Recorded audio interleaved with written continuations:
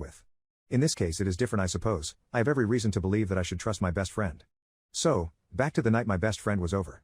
The next day I asked him not to make comments like that to my wife and he said he was cool with it, but the next time he was over he did it again, and just like last time, my wife laughed and said that his girlfriend must be an equally lucky woman.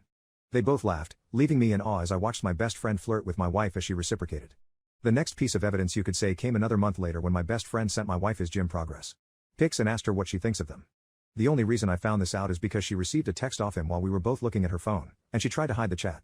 Their conversation about the gym pics happened to be the most recent, and the pictures themselves seemed very inviting, with him flexing topless, and my heart responding with shocked face and heart eyes emoji, once again saying that his girlfriend was very lucky. She managed to convince me at the time that it was nothing, and I let it go. I saw no more evidence until one more month later when we all went out on double date. By the end of the night we all ended up in my house having some drinks, and my best friend and wife decided to go out and smoke in the backyard, but when his girlfriend and I asked to join we were not allowed because they were having a private chat. I was slowly losing my mind over the course of the next while because I did not want to face the reality that they are hooking up, and I still don't. But yesterday came a hard slap in the face which makes me finally realize that they are likely hooking up. I don't want to believe it, but I may have too.